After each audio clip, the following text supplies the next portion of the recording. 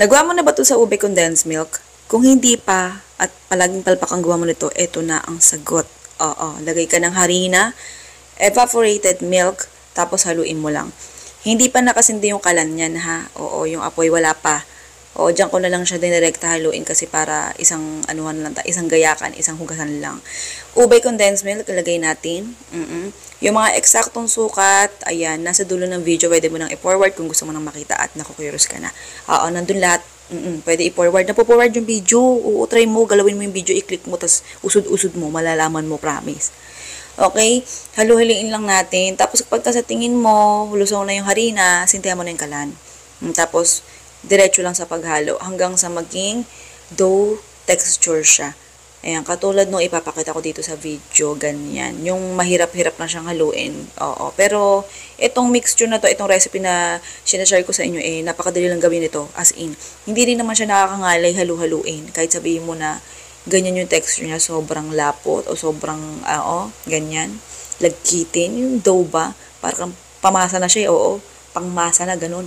Kailangan lang masahin. Pero hindi, oo. Yan, pahid ka ng mantika, kung saan ka maggagaya, magtatrabaho, maghuhulma. Pati kamay mo, pahiram mo na rin ng mantika. Huwag kayo mag-alala, nagugkas ang kamay. Oo. Okay, smile na ha. Okay. Okay, simutin mo yung mangkok, sayang. Oo, bawat latak niyan ba binili mo? Oo. Okay? Tapos, hatiin mo yung dough sa 8 hati. Oo. Tapos, bawat hati, ayan, ihulma mo siya ng cylinder shape. Okay, ganun lang. Pwede mo naman siyang ihulma ng muna lahat bago mo hatiin. Pwede rin naman gayahin mo yung ginawa ko, tatlo-tatlo lang muna. O, tapos bawat isang cylinder shape, hatiin mo sa 8 piraso. Oo, pero depende sa iyo ha. Pwede mo sukatin yan, pwede mo timbangin, pwede para maging pare-parehas lahat ng sukat, portion, oo, timbang, ganyan. Pwede naman gayahin mo yung ginawa ko, tansya-tansya lang. Base sa pakiramdam, kaya kailangan malakas pakiramdam mo. Pagka tensyometer ang gagamitin mo. Ayan, bilugin mo lang bawat piraso tapos ipagulong mo sa mantika. Ay, sa mantika. Sa asukal, oo. Next. Oo. Yan, gulong mo lang sa asukal. Ayan, habang ginugulong sa asukal ng anak ko yung ating ube yema, o diba bongga, alam mo na yung recipe natin.